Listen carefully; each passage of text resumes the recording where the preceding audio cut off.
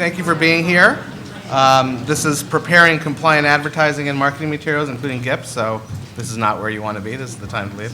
But for the rest of you who stay, we hope it'll be a good use of your hour.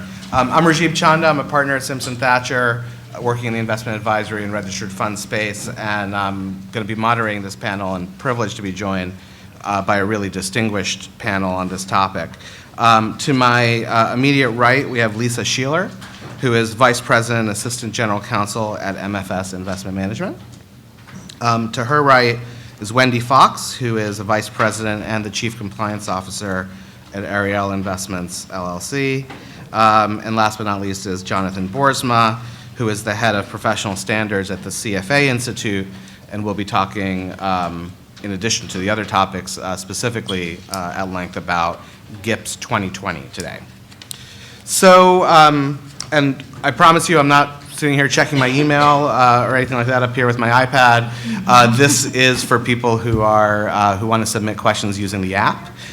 We do have the old-fashioned blue cards as well, so feel free to send along your questions. We'd love to make this as interactive and useful as possible, especially given the depth of experience of this group here. So what are we going to cover?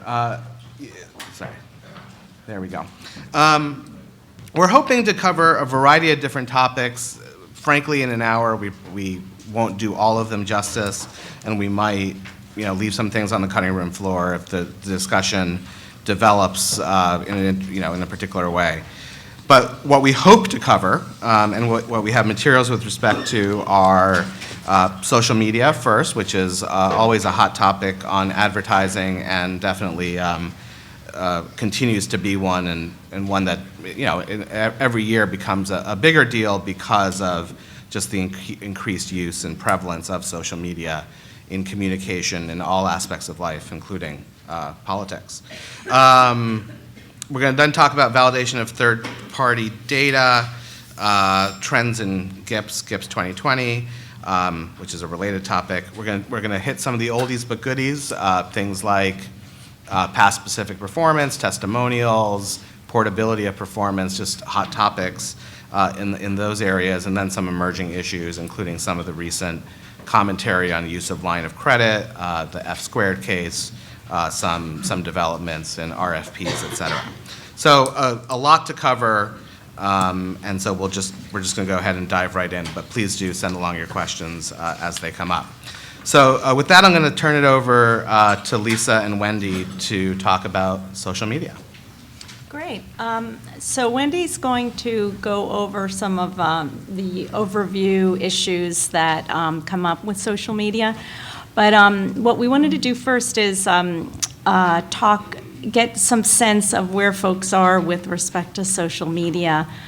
We've been doing that over the last several years. So I used to ask how many people use social media. I think at this point, most people in some context do. So I'm going to instead have two other questions. One is how many advisors lightly use social media without any kind of specific overall strategy, but do allow advisors and others to use social media for work purposes.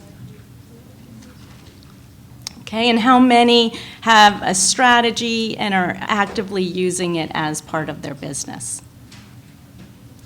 So still not a heavy part of folks' business, so that's helpful to know.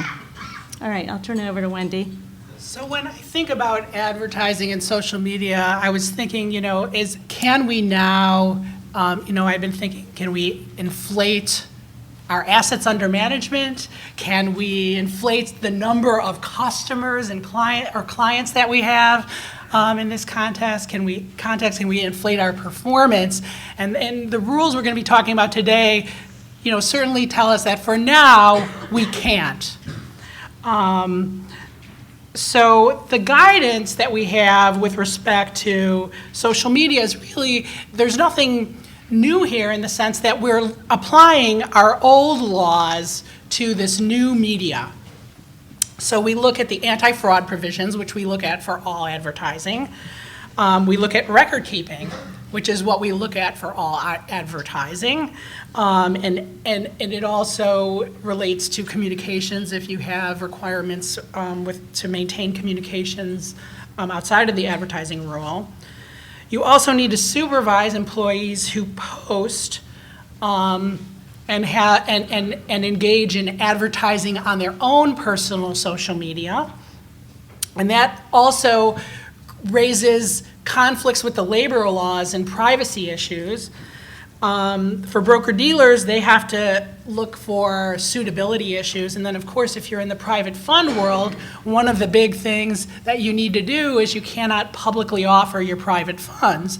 And so you need to make sure that you're not doing that on social media. So the SEC has given some guidance, and in their most recent update to the Form ADV disclosure rules, and these would be for updates for Form ADVs that are starting October 1st, 2017. Firms are going to need to provide detailed disclosure regarding your social media accounts. And not just the firm's social media accounts, but also the personal accounts of individuals who are using social media for business purposes.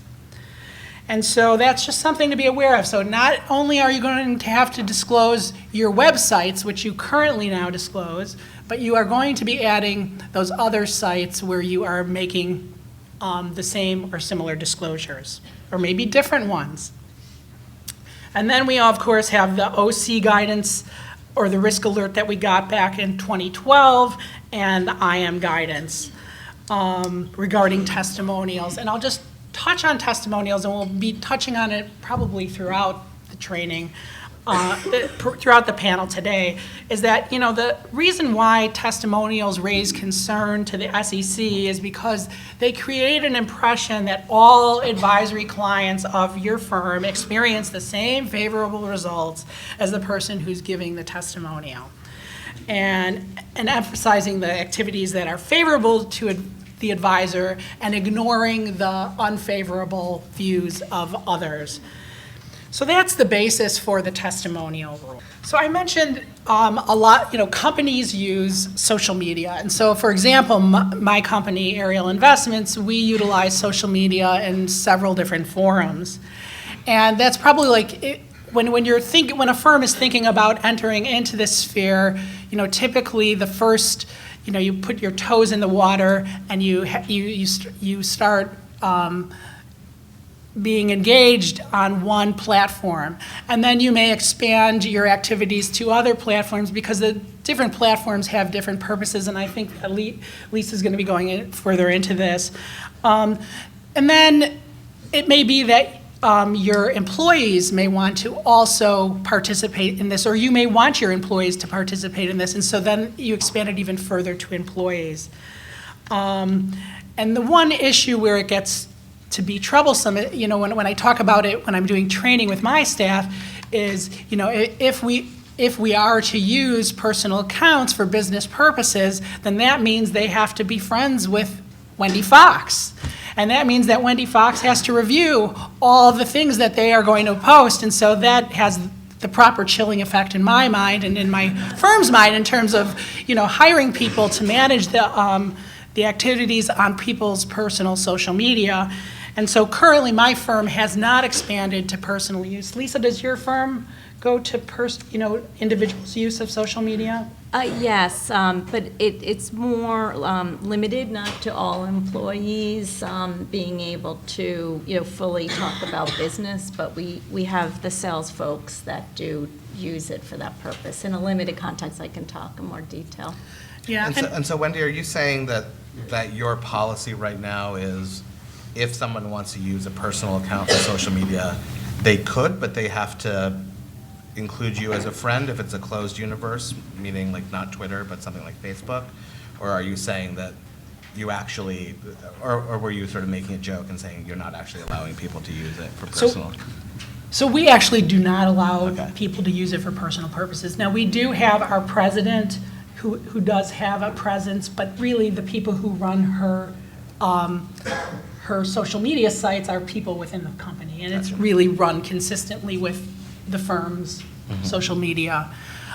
So, the model that we have right now is that the people who have their social media sites are being really run by the firm.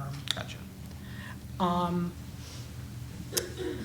So then, we treat, you need to treat anything that's posted on the social media just like you treat things you post on your website or things that you're going to be sending out in an email blast. And so you need to have content approval, which is what we cited on our PowerPoint, which are, have usage guidelines of what we can and cannot put up, and we need to monitor it. And so you need to have staff to be able to do that. And so, at our firm, when we expanded to social media, we really didn't do anything that was so different than what we do on our website. So basically, we're pushing out information that we already push out on our website and just linking back to our website for the most part. The infrastructure build was really on like the landing pages, the initial landing pages, and also setting up policies that get to this next topic, which is third-party posts and testimonial procedures, because we need to, you need to be able to regulate, the information that's posted on your social media site, and out of concerns about the testimonial rules and concerns about posts that are being made may be attributed to you, and you need to manage that activity. So there are ways to shut down third-party posting. Another thing that when we created a social media presence, it was really important to train our staff about what they can and cannot do with our firm's social media site. So for instance, the questions came up, can we let our staff like our posts or favorite our posts or retweet our posts or share our posts? And they can't, because if they do that on their personal social media accounts, then they're starting to promote the firm. And then all those activities need to be monitored and covered under the firm. So people were at first very frustrated with the inability to, especially to like something that's on our website. I mean, truly the firm's personnel surely are thrilled about the activities that we're engaged in. So it was, we really do a lot of training around this. We train on this when people come to the firm, and it's especially important with the younger generations who grew up with social media, so that they understand what they can and cannot do in this area. Yeah, it's interesting because we take a different approach. We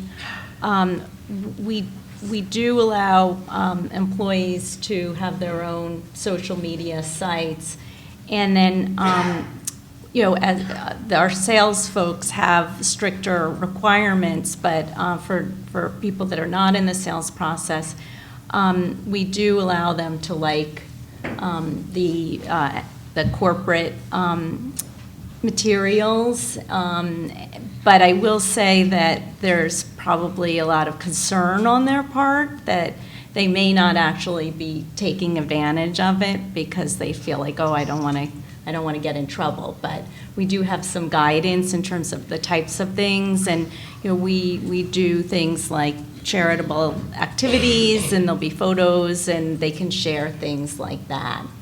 So it's part of the general brand of MFS. Of the company, but not things that are specific to the Correct. That would company's get in. investment advisory activities. Right. Correct. So that's an interesting distinction. Also, with respect to third parties posting on your social media site, that's a concern about liability. So that's why it's really also important to monitor, if you allow third parties to post on your website, to monitor that. Do you have anything else on testimonials or third party posting? It's one of these areas that I think, folks get concerned about, and the endorsement issue, and I know the IAA has been active in answering questions along those lines of what is and isn't an endorsement. It's something where, there hasn't been any action taken on it, and so it's been, I think, still a gray area of, endorsements and what that ends up meaning. Yeah, I think one of the questions that I often get, and I'd be curious as to your thoughts on that, is, so you've said we're not going to allow employees to use social media, and they're not really even supposed to interact with the corporate social media. Maybe they can in a little bit, and Lisa, I agree with you, that, generally speaking, things like charitable activities and things like that wouldn't be using an account for a business purpose. But then, what is your responsibility to make sure that happens? Like, as a legal person, as a chief compliance officer, are you required to in some way police that, or is it really just if something comes to your attention, you need to do something about it, or are you going to the extent of either checking people's sites or things that are public like Twitter or LinkedIn, or are you do you have a policy for reacting if something comes to your attention, or do you have a certification or anything like that to sort of make sure that that's actually being followed? So first off, we at our firm, we have an e-policy that has our social media guidelines for people's personal use, and it prohibits, like I said earlier, people's using their personal social media for business purposes. It also limits what they can and cannot put on their personal social media site, especially particularly with respect to LinkedIn, which is a business type site, and where people post about have a profile indicating where they work and perhaps what they're doing at work. And those could be deemed as advertisements as well. And so we have a lot of information in the e-policy about what they can and cannot do, and every year we update it and we train on it, and then they have to complete a certification on it.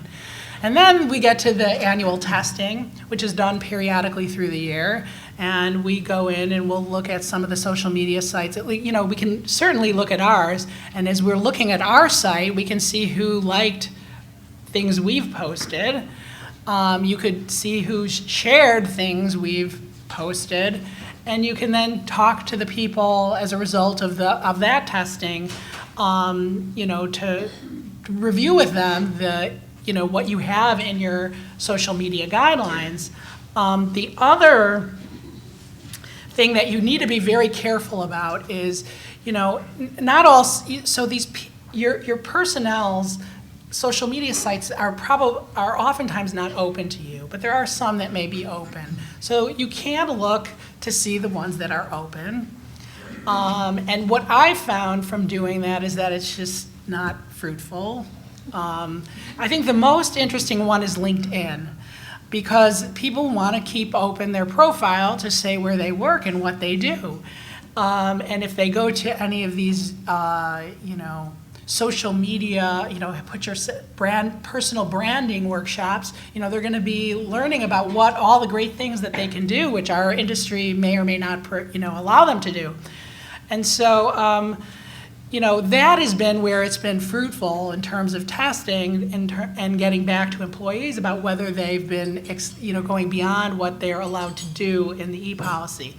Now, I do need to warn you that it is, for labor law purposes, there's a friction there, because if I go out and I friend people at my firm, and then I use my friending them to, find information, for testing purposes, that there's friction with the labor laws on that and their privacy.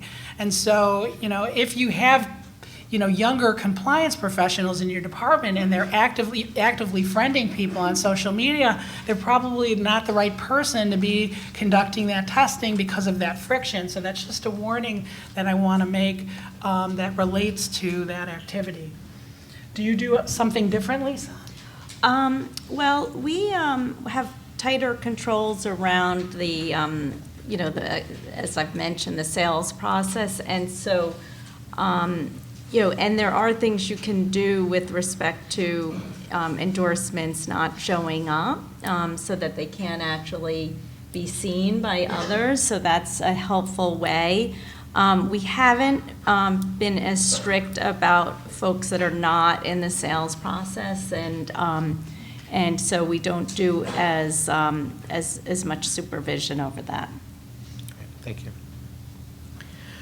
So then we get to this other topic that, you know, this other law that we have that covers our advertising activities, which is record keeping. So, you know, it's easy to figure out how to keep records that you create on your platforms, but when you're using a third party's platform, how do you maintain records? And we've had some great vendors that have helped us with this, and the social media sites have been very helpful too in accommodating this.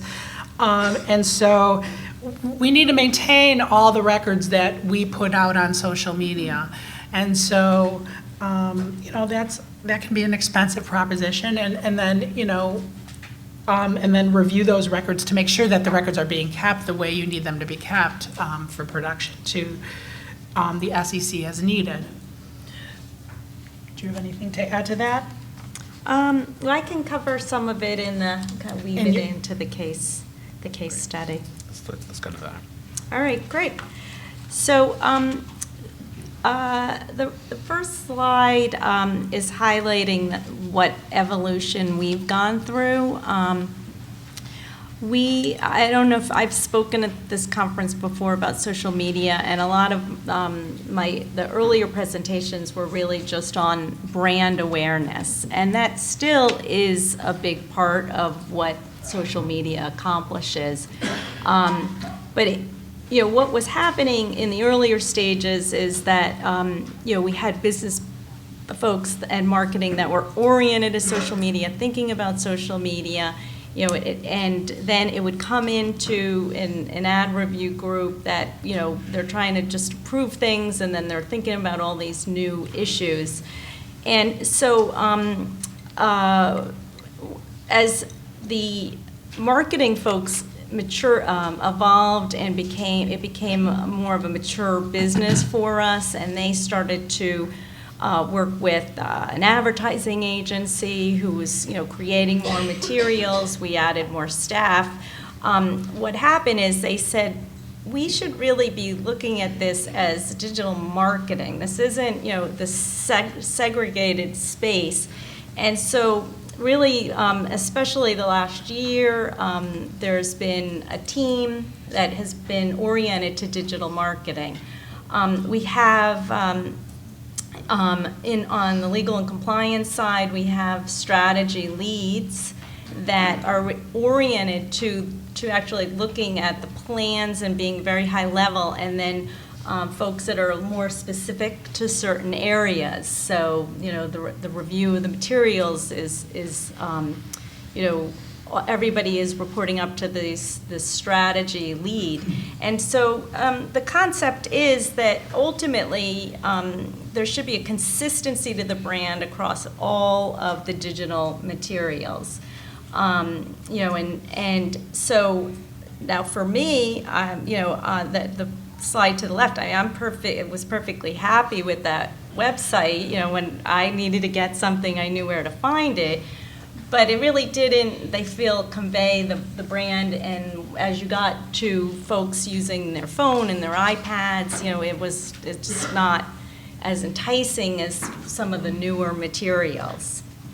So, and the reality is, I think more and more people aren't walking over to their website to, you know, when they want to look at their investments or, you know, do some research. That's not often where they're going to go. I mean, for us, for example, we can't, you know, it's much easier because there's a lot we can't do on our website, you know, our personal computer, not our personal, but our work computer, and so folks will use other devices when they're at work.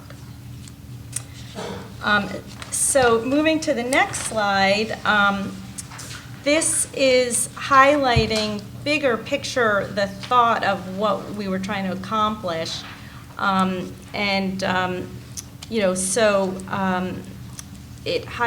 this is sort of marketing speak. And some of this, when I was working on materials, I thought it's helpful to see how would a marketing person create materials. So you'll see there's some marketing jargon, which in a way it's helpful because you realize as they talk that some of the things you may have the right assumption, but sometimes you really have to ask, with hub, the branding and omni channels, and to just make sure that as a person in legal or compliance, you're understanding that.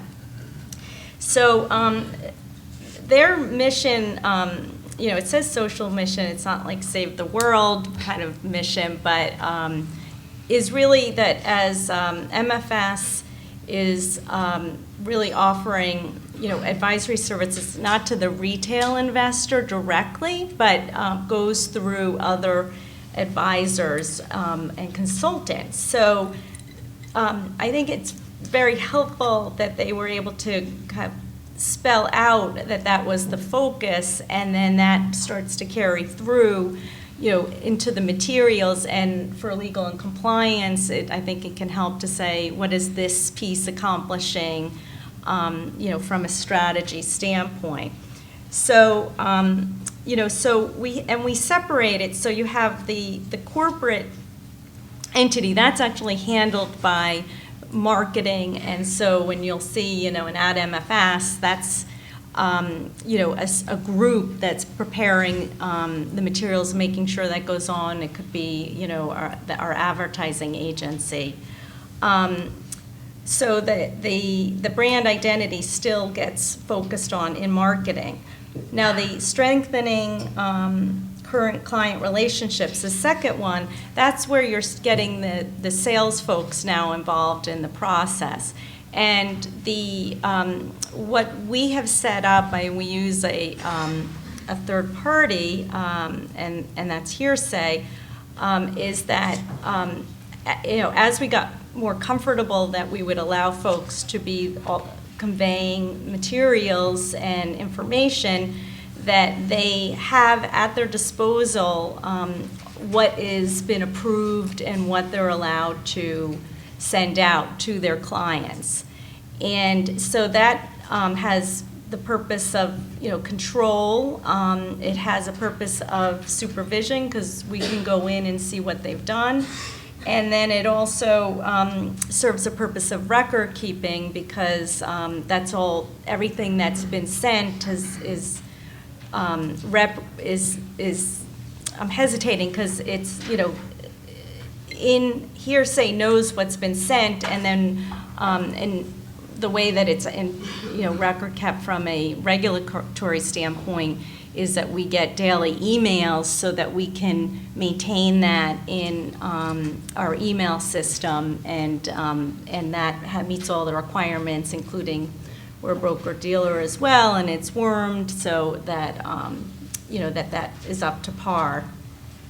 The next one is the tracking engagement is kind of neat. More of a business issue that the marketing can see how many likes things have gotten or shares, and that helps them to see what has been more or less popular. And then the expanded targeted reach, I guess I'd just say, that's something that we always have to keep in mind, including from a regulatory standpoint. And the next one I can go over quickly, the integrating social and web, just highlighting how integral they are becoming to each other. On the next one, this highlights the working groups and how, in particular, a working group so that people work together. And I'll mention a couple things on this quickly. One is we are a global firm, and so we've had to do a lot to make sure we understand laws around the world. We do have folks that are outside the U.S., and that's still one of the challenges of how much can you do that sort of meets your needs globally.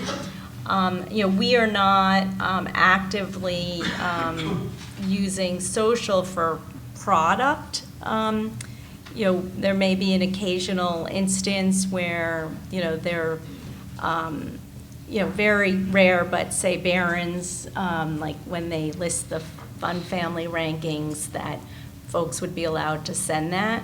But, it's still a lot of challenges with respect to product. Another issue that is fun to talk about is something called geo-tracking, where that's this concept that you can know exactly where the investor is, and then you could tailor what that individual sees based on their location. So I think in the future there'll be more of that as computers and devices get set up to be able to accurately predict, reflect that.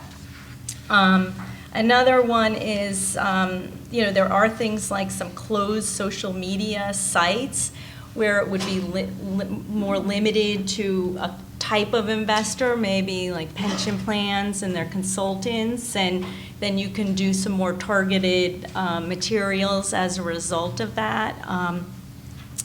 And then, and then lastly, we talked about just the non-sales employees and the idea of thinking about what comfort is in terms of what they can do. We've had a couple questions, thank you for that, Lisa, that I think touch on some of the things you've talked about, and I'll try to sort of synthesize them into sort of a thought, which is that I think one of the things that we're seeing in social that you alluded to is sort of this increased artificial intelligence almost, this sort of expecting what you might want and what you might need, and things that are more dynamic based on where you are or who you are. And so if you're trying to keep a record of what does the website look like, but you don't know what the website looks like because there is, it's a quantum state, right? It's as soon as you observe it, it changes. How do you do that? And how do you, sort of relatedly, how do you deal with the fact that some things that are happening on your social media page are being published in ways that aren't even in your control? Some you had mentioned before, endorsements, and you can hide them, but one of the people who asked the question was asking about how LinkedIn now finds news stories about people and just publishes them on your page. If you're mentioned in an article and all of a sudden that's on your page and you've said you're not allowed to use social media, but you've just published this thing to all your friends. How do you think about those types of things? The question really for both of you. Yeah, well, we don't always have the answers. And you just keep watching and then seeing how much you can and you can't control. One of the, as I was getting ready for the panel, I was talking with some folks. There was a sense that we're less fear-based than we used to be, and that we really have to be risk-based and be practical. And so, on a lot of these, we're just doing the best we can with the information we have at that time. Yeah. And there is some flexibility on these sites to limit what can be done. So, you have the ability, there's a control center, and I don't actively do it, so I can't really explain it so well, but I've had it explained to me that where you can control and get rid of things that you don't want to have to deal with. And then as you get something that you didn't know you would have to deal with, that you realize you do have to deal with, then you have to sit around a table and hammer it out. Great. Well, that was very helpful, and I think. Question, Matthew. Oh, yeah. No, I shouldn't do any kind of advertising, but there are tools out there which are exactly doing that, right? Personalized content, capturing everything automatically, and right, provide it out there in the market. There's a company down there which is exactly presenting that here at the conference, which is solving that kind of problem about personalized websites, social media. Yeah, and that's a good point, because that was another thing that we talked about. at my firm is that more and more is becoming technology-based, and that is what you can get a lot of comfort from, that, back when some of the guidance had come out a number of years ago, there wasn't that same ability. Well, so thank you for that. We did spend a lot of time on social media, and I think one of the reasons we did, and I hope it's evident, is social media and traditional advertising issues are really intertwined at this point. Partially because social media is so pervasive, but also because in a lot of ways, now that we're 5-6 years into significant use of social media, it continues to be clear that there isn't going to be new law for social media. The existing concepts that have historically been applicable are the ones that are applicable to social media. And by and large, people have dealt with the fact that sometimes it's a square peg in a round hole by coming up with workable and practical and pragmatic solutions.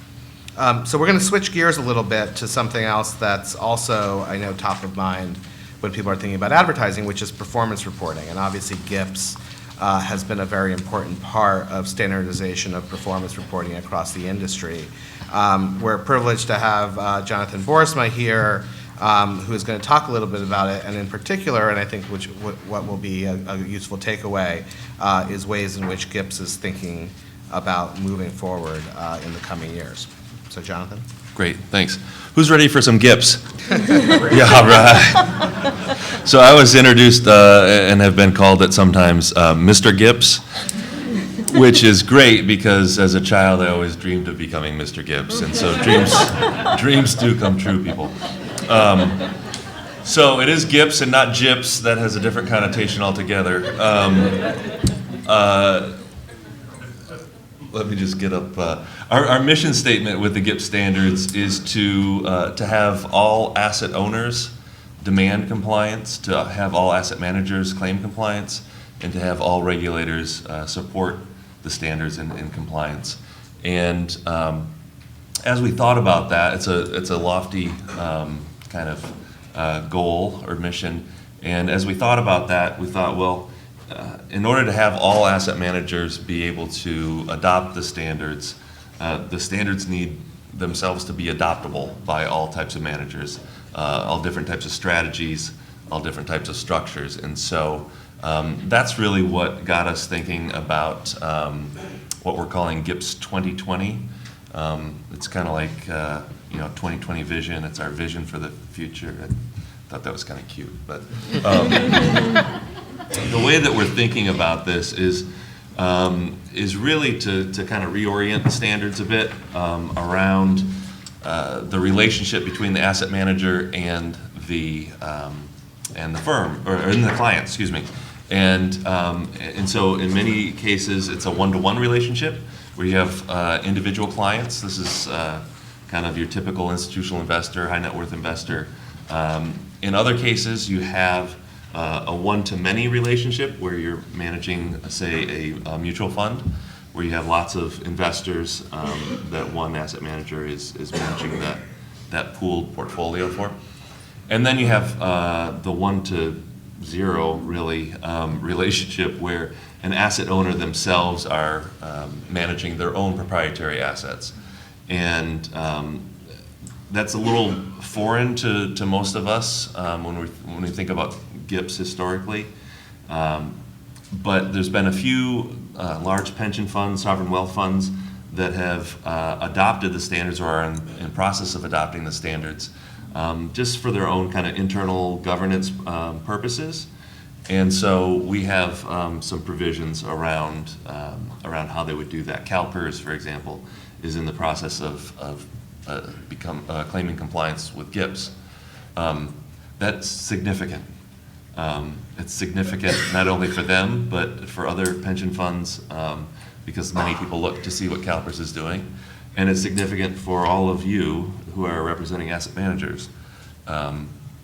Because if CalPERS claims compliance, what do you think they're going to expect of the managers that they hire, right?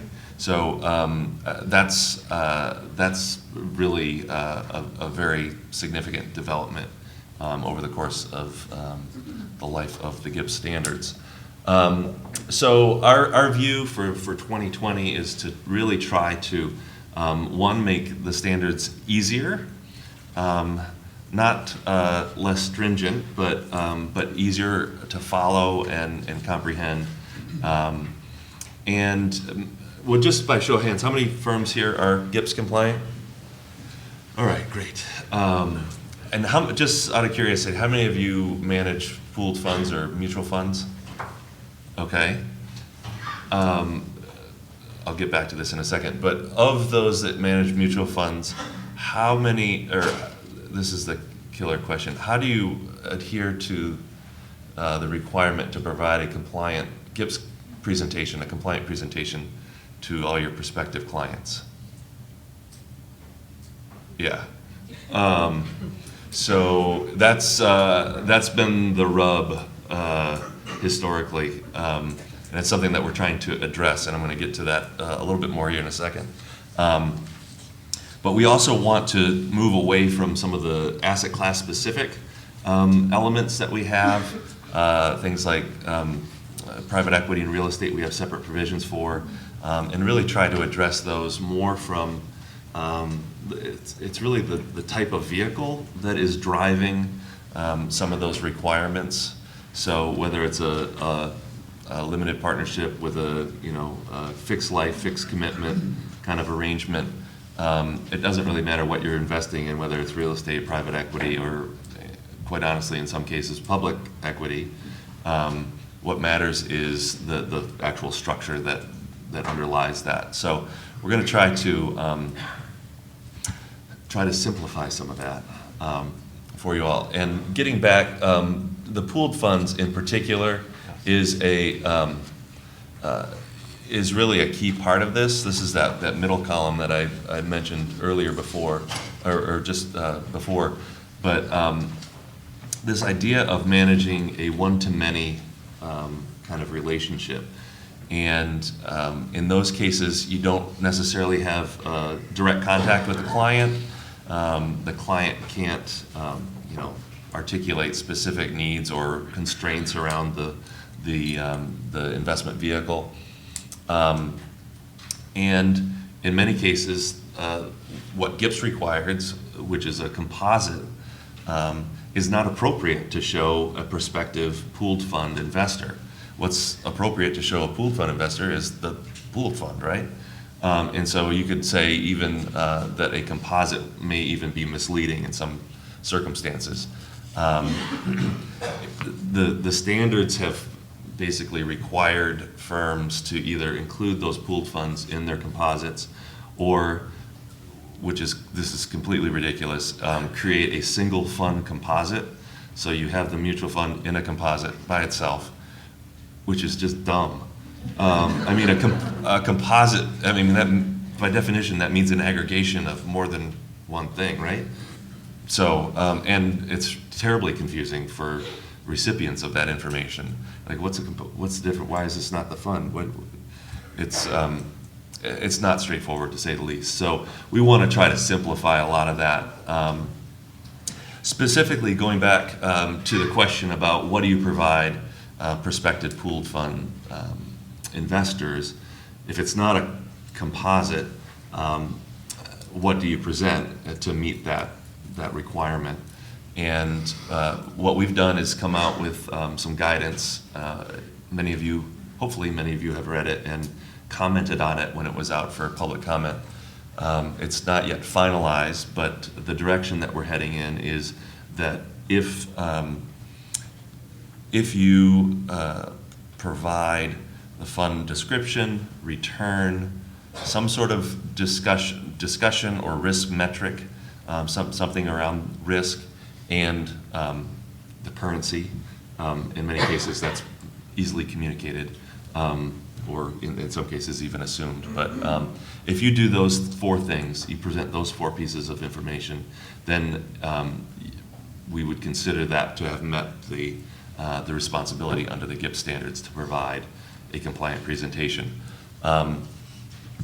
What we're going to do is do what other regulators do and basically create a safe harbor so that for 40 Act funds, UCIT funds, other jurisdictions as demand arises, we'll look and say, okay, yeah, you know what, you meet those requirements as a 40 Act fund, either through the prospectus or other offering documents. And so if you're a 40 Act fund, you don't even need to go through the box checking exercise of have we provided all of these things. So I think that will take a lot of the kind of compliance concern and burden off of firms to try to make it easier, because that was our intention from the very beginning, was to try to say, hey, look at everybody's including these funds, but they're not providing anything GIPs related to their prospective clients. Let's try to solve that in a light touch, not very intrusive manner. So that's what we've come up with. I think that'll be finalized here in the next few weeks, months, maybe. We do everything by committee, which is a great way of doing things very slowly. And so, hopefully we'll have that out very, very soon.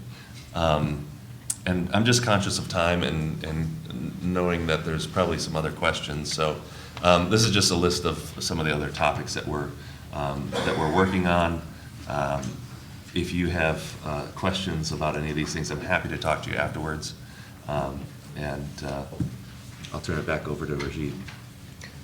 Thanks, Jonathan. I'm just looking through the questions here. So a couple questions that are specific that I'll just sort of tick through on GIPs. One of the questions was whether GIPs has any requirements on showing past specific recommendations, which sort of is a bridge to one of the next things we're going to talk about. We do not currently. Maybe we should. And then another question is, how do people deal with presentations of average client returns where the number of client accounts encompassed by the strategy is small, potentially leading to the average client metric being distorted?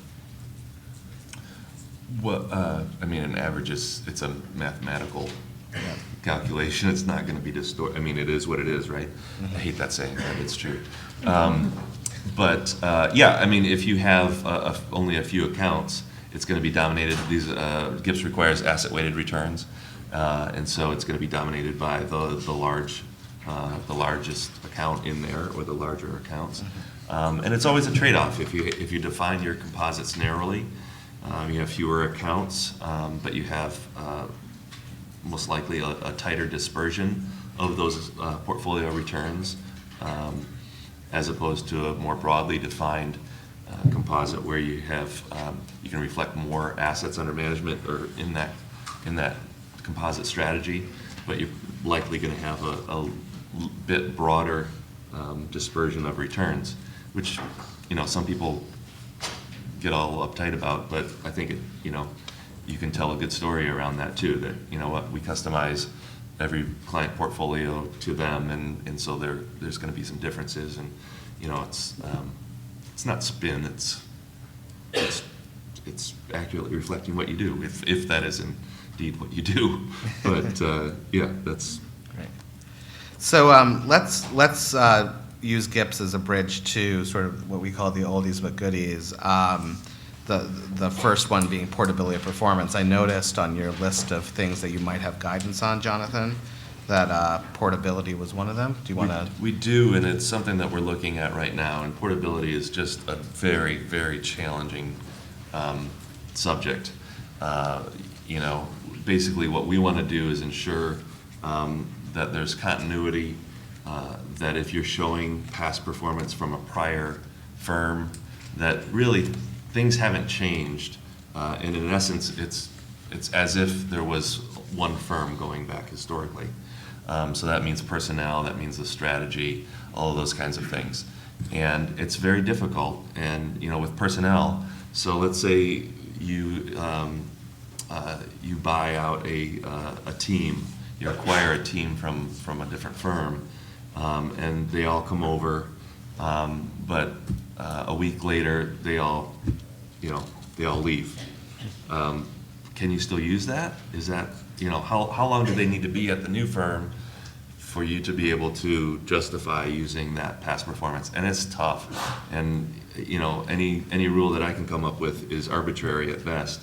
And so trying to come up with some principles around that is challenging. But, you got to think about it from the investor's perspective. If you're showing me that past performance, it really needs to be indicative of what you're offering. So, no easy answers on that, unfortunately, but it's a lot of fun to talk about. Now, Wendy, you've had some experience with this. Yeah, so I just wanted to add, when, in our last SEC exam, what was new to the SEC when they came was that we had, since they had come the prior time, acquired a new team. And that had come from another firm that had performance, and we took their performance. And so, of course, when the SEC is doing their risk assessment before the exam, that they were going to focus on this, and so this was something that they focused on. So just make sure that, like, if you do acquire a portfolio management team, make sure you meet all, and you claim GIPs compliance, make sure that you have everything. And you also have to comply with the SEC rules as well, but just make sure that you meet all the requirements in order to have the performance come over to you. Perfect. So I'm going to skip the oldies but goodies and go into a couple of the emerging issues just because of time. The first one, I don't know if there's necessarily a lot to say other than to maybe just frame the question. Some people may be aware of this. There's been a number of articles about it, but it hasn't necessarily gotten a ton of press or attention. It's this question about lines of credit and the use of them, particularly in a private fund context. And basically the concept goes as follows. Say you have a drawdown fund where you call commitments and make investments. You buy a company for $100, you draw down the capital, and then a year later you sell it for $200. You've achieved an internal rate of return of 100%. Same scenario, you use those capital commitments as collateral to borrow money. You borrow money for 6 months. You then draw the capital. You still sell it for $200 at the end. But now you've made that $100 against the capital in 6 months, and you have a 200% internal rate of return on the actual drawn capital. Obviously a little bit less of a return because you've paid interest on the loan, but negligible in this current environment. And so the question that was raised in a few academic and government forums is whether or not that is misleading. I think at bottom, most people would say it's not misleading, especially if it's not being done for the purpose of exaggerating your internal rate of return. But it certainly raises the question of whether that's a topic that deserves disclosure, and so we wanted to highlight that for you guys. The next one that we thought would be useful to talk about is just some recent developments with respect to RFPs, pitch books, and questionnaires, which Wendy and Lisa were going to take. So one other category that I want to add to this list is also databases. So the SEC takes the view, and the list of enforcement cases that we provided you are examples of this, that these materials could amount to anti-fraud violations. So every single case here included an anti-fraud violation. One of the cases also included a compliance rule violation. And it's, and so you need to be very careful about what you're putting in RFPs, pitch books, questionnaires, and in databases, because basically the data you're putting in tends to be consistent throughout each one that you do. You have a standard answers to your RFPs, to your questionnaires, and to your consultant databases. And you also put them into your pitch books. And so, and I just want to say that the SEC cases here, none of these talked about pitch books, so that was the one that wasn't in there. But they all dealt with RFPs, questionnaires, and data, or one or some or more of them dealt with each one of the other items. The current SEC checklist asks for items relating to this. So one of them asks for a list of responses to RFPs and DDQs, and they go back 2 years. And they want the name of the entity to whom the RFP or due diligence questionnaire was provided, the month it was provided, and the strategy that it was offered in. The other request that they're asking for is the list of third-party websites or databases for which you provided performance or marketing, and also going back 2 years. So if you're not currently keeping a handy list of these items, it would be good to start doing that so that you're prepared for the routine exam question when the SEC does come on site and asks you about these things. So then the SEC has had some cases, and these cases involve overstating performance in RFP in these items, inflating assets, overstating the number of clients, overstating the number of professionals who work there. And there was one of understating, and it was understating the turnover, the asset turnover. But all of them related to overstatements. And actually, interestingly, the last one, the Umesh Tannen case, this was a investment advisor who inflated the assets under management in order to qualify for a CalPERS, because we had just talked about CalPERS. It was for a CalPERS RFP. So they have minimum standards as to what the investment advisor could, a number of assets under management, and this advisor put their assets under management above that number, and then they actually won the business. So in these cases, it was not, the firm was sued as well as typically these were small firms, so it was like the CEO who was also the CCO in the case of the Althea Research Management case, which is thus caused the compliance rule to be added to that. But these other cases involved, the people who were involved in the communications were sued as well as the firm. Wendy covered that well. I'll just mention while you're collecting your list of the third-party sites she mentioned, you can be working on that list we'll need for the ADV on the social media sites as well.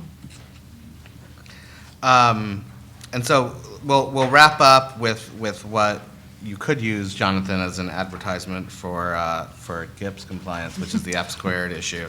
I also predict that you are going to be swarmed after this panel based on the number of questions on GIPs that I'm getting. But if you would just maybe touch on sort of the lessons from the F squared issue as a way of wrapping up. Yeah, don't lie or cheat. Those would jump to mind. Yeah, so F squared, and our friends in OC refer to the F squared as the case that keeps on giving. Because F squared had some issues with a model that it was offering out to other advisors that would then white label that performance. And so not only did F squared go boom, all the advisors who really didn't do any due diligence on the underlying performance that was that they were then selling are being disciplined. So this is, yeah, I mean, it's like, it's like Madoff, like, okay, don't lie to people. I don't know what you want to take away from that. Follow the rules. Don't fail to investigate yeah, right. what other people are saying they're doing if you're going to be sending it. Yeah, for sure. Actually, on the topic of model performance, I've written a paper with Todd Julleret from State Street that's going to be coming out here, hopefully, again, anytime now. It was supposed to be already out, but on model performance and what are some best practices around doing that. If you're calculating performance of a model that then you provide to one of these platforms that sells it, how do you calculate that performance? There's no real underlying assets, and so it's easy to get some things wrong there, let's say. So we've got a paper coming out. It's not under the GIPs banner. It's just kind of some good things to think about, but keep your eyes open for that. Great. Well, thank you. I think don't lie or cheat is probably a good takeaway. Or exaggerate. Or exaggerate. No fake news. So that was a quick tour through a lot of hot button issues. We hope you found it helpful, and please join me in thanking our terrific panelists.